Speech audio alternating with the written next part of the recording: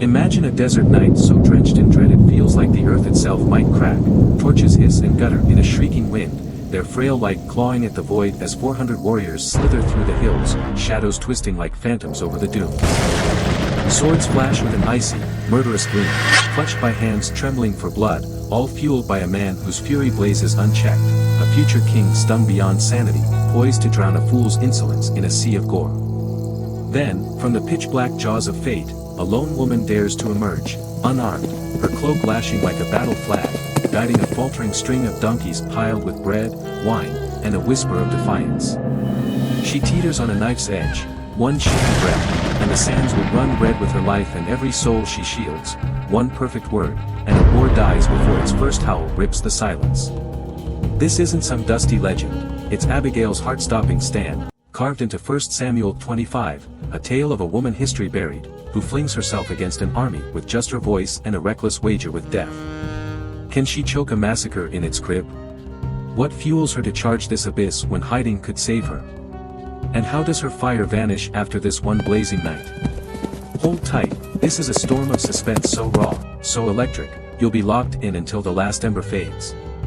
Our story takes root in the untamed wilds of ancient Israel, around 1000 BC, a land of sun-bleached hills and thorny scrub, where tribes wrestle for dominance, loyalties shift like desert winds, and the notion of a king is still a tender shoot struggling to take hold.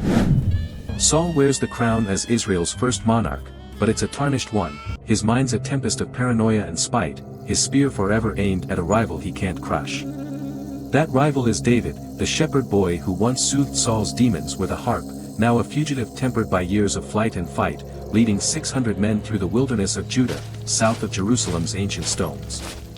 These men aren't your gleaming legion, they're a rugged patchwork of outcasts, renegades, and wanderers, their hands rough from toil, their eyes shadowed by loss, bound to David by a gritty stew of desperation and belief in his whispered fate. He's anointed, Samuel the prophet drizzled oil on his head in a secret rite years ago, but he's no king yet, just a promise dodging Saul's hunters, a man with a sling's deadly aim, a poet's heart, and a temper that ignites when provoked.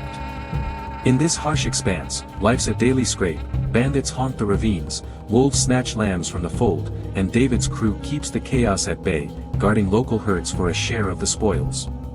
It's a rough bargain, we shield your flocks, you fill our pots. Most herders nod, it's the unwritten law of these hills.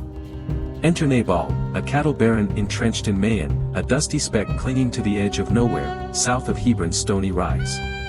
He's obscenely wealthy, 3,000 sheep bleating across the scrubland, 1,000 goats scrambling over rocky outcrops, a sprawling empire of wool and meat that marks him as a titan in this sparse world.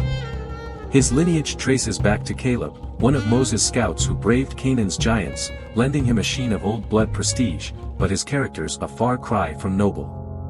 Nabal's a brute, surly, miserly, the kind of man who'd clutch a crumb while his neighbors starved, his pride as thick as the dust on his boots. His name means, fool, in Hebrew, Nabal, and he wears it like a badge, reveling in his coarse, unyielding shell. Beside him stands Abigail, his wife, a woman the Bible sketches with rare praise, intelligent and beautiful, a duo of traits that signal something extraordinary in these terse verses. She's no decorative shadow in his tent, she's the heartbeat of this estate, counting sheep, directing servants, smoothing the jagged messes Nabal leaves in his wake. We don't know her origins, was she born to wealth, wedded into it, or traded like livestock, but her presence radiates a quiet, steely command, a mind honed sharp by years of steering a fool's ship through stormy waters. The stage is set in shearing season, a golden heartbeat in the desert's endless grind, the herder's harvest, when woolstacks tower and abundance spills forth like a fleeting mirage. The air hums with the snip of clippers, the bleat of shorn sheep, the crackle of fires spitting under slabs of roasting lamb, all beneath a sky bruising into twilight. Nabal's camp is a whirlwind, tents bow under heaps of fleece, servants lug baskets of wool, women knead dough over makeshift ovens, and wine flows in rivers through the revelry. This is the season of reckoning, when debts are squared, when gratitude takes form in bread, meat, and skins of drink. David's men have earned their due, they've spent months in the wild, hunched under cloaks on frostbit nights, chasing off bandits with staffs, stones, and hoarse shouts. They've circled Nabal's herds like a living barricade, keeping every lamb safe, every shepherd unharmed, not pilfering so much as a scrap of fleece. David sends 10 of his crew, lean, sun-scorched, voices steady with the pride of men who fought beside him, to Nabal's bustling sprawl. Peace to you, Nabal, and your house, they say, measured and firm, standing tall amid the chaos. We've watched your flocks, your shepherds will vouch for us. It's a feast day, can you spare some bread, some meat, whatever you can for David's band? It's no demand, just tradition, a hand extended in the spirit of the hill's rough code. Nabal doesn't budge. He's sprawled in his tent, wine sloshing over his tunic, belly swollen with feast, the bounty of his herds piled around him like a petty king's hoard. He squints at David's messengers, his lip curling into a sneer, and unleashes a torrent of scorn. Who's this David? Jesse's brat? What's he to me? Slaves run off from their masters every day. Why should I toss my bread, my water, my meat, cut from my own hands, to some pack of ragged drifters I don't even know? It's a venomous jab. He's not just refusing, he's shredding David's honor, branding him a runaway, a fraud, a nothing, when half the countryside murmurs he's God's anointed. It's a calculated insult, a spit in the face of a man who's felled Goliath with a stone, who's danced with death under Saul's jealous gaze, who's carved a name in blood and song. The messengers stiffen. Nabal's words are a torch to dry grass, a spark no warrior can let lie. They turn back, boots pounding the dirt, carrying every syllable of that taunt to their leader, the air behind them thick with the storm brewing. David's camp is a live wire when they arrive. The 10 spill Nabal's rant, low, urgent, each word a flint strike, and the mood shifts like a thunderhead rolling in. 600 men, hands twitching toward hilts, eyes flicking to David, feel the tension coil tight as a bowstring.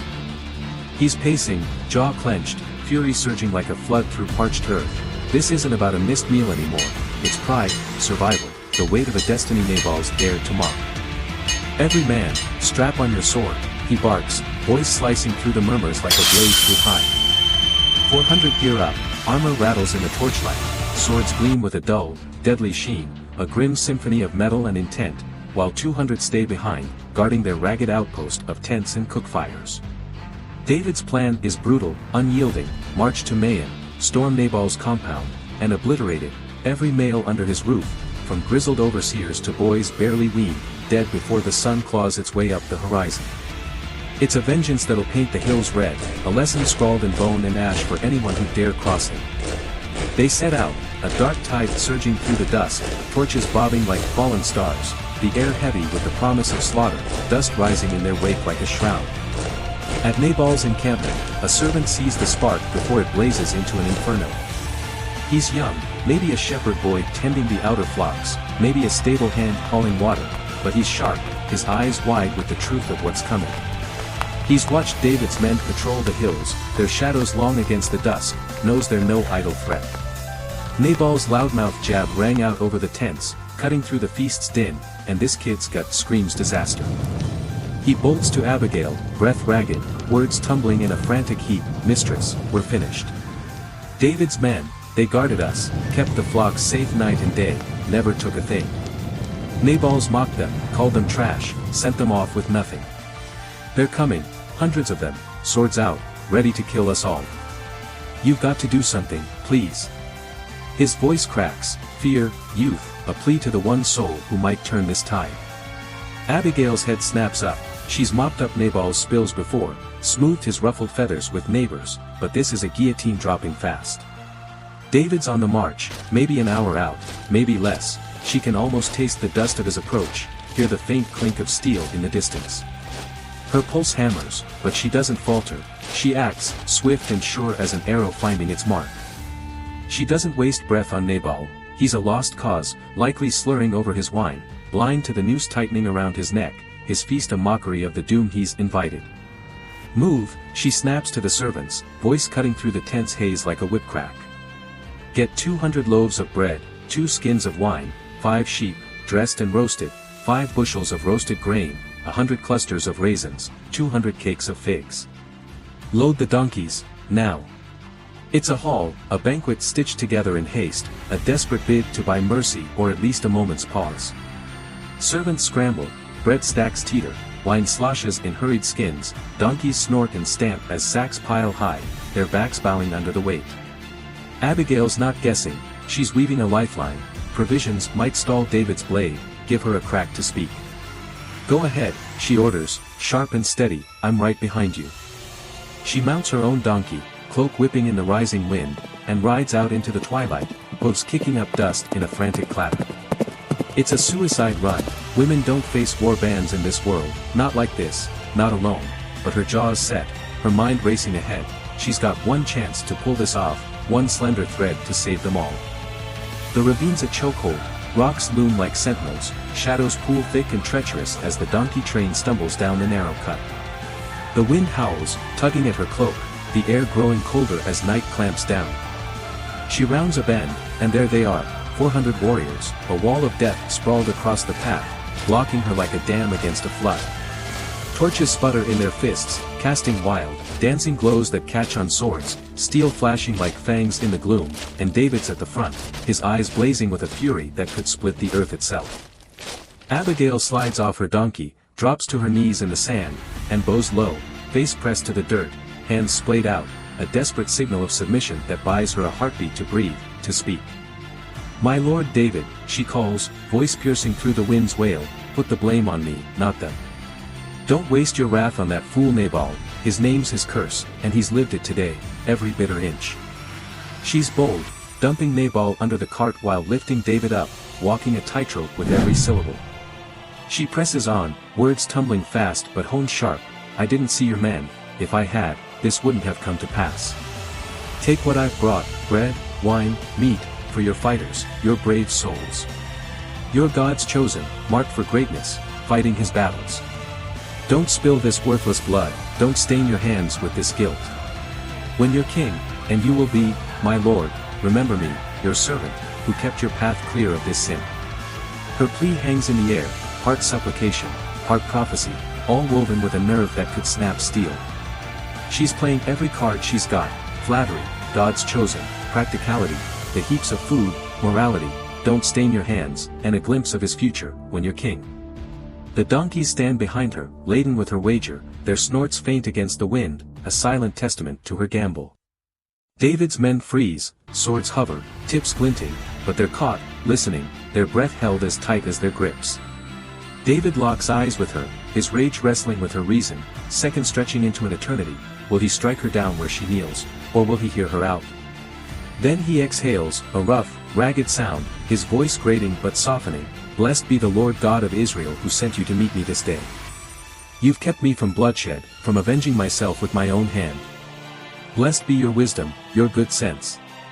He nods to his men, a curt jerk of his head, take the supplies. Swords lower, the tension shatters, Abigail's won. No war.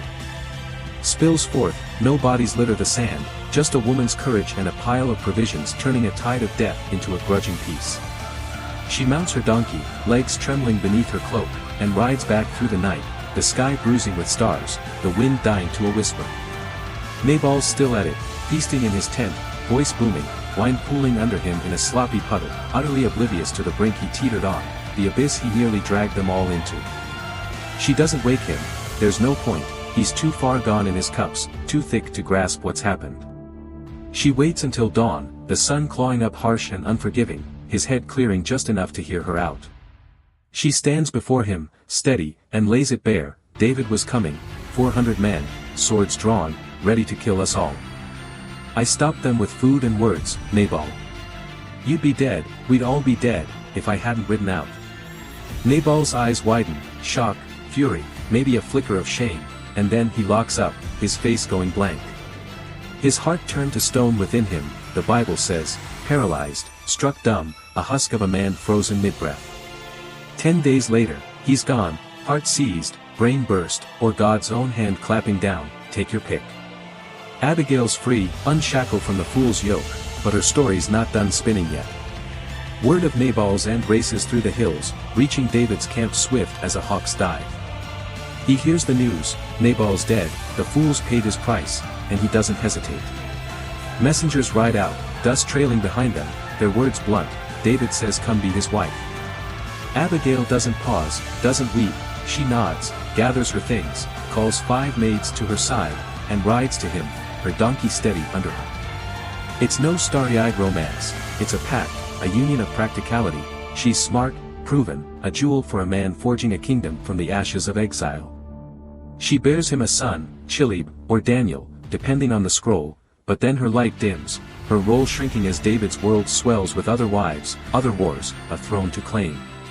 She slips into the margins, her moment of blazing defiance a whisper lost in the clamor of his rise. So what does Abigail leave behind? Historically, she fits like a glove. 1000 BC Israel's a tribal snarl, honors the coin of the realm, and women like her wield power in the quiet spaces men overlook.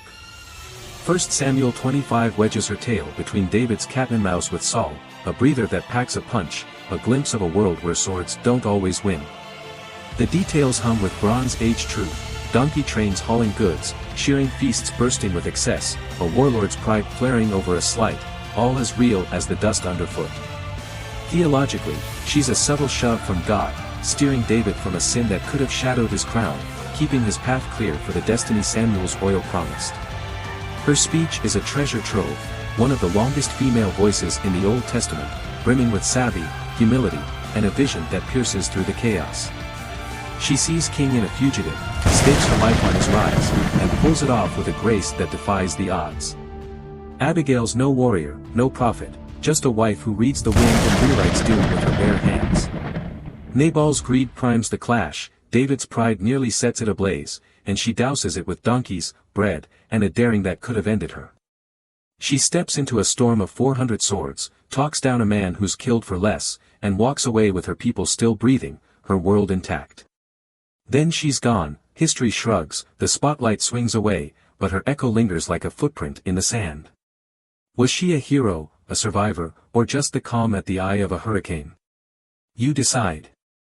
This isn't a tale of blades flashing or miracles raining down, it's one woman, one night, and a war that never was, a victory won with words when steel stood ready to reap.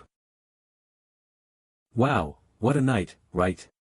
Abigail faced 400 swords with just her voice, and won. What do you think, hero, survivor, or something more? Drop your take in the comments, I read every one. Hit that subscribe button and ring the bell, more wild Bible tales like this are coming your way. Next up, a battle won without a single blow. Stick around, let's uncover these stories together.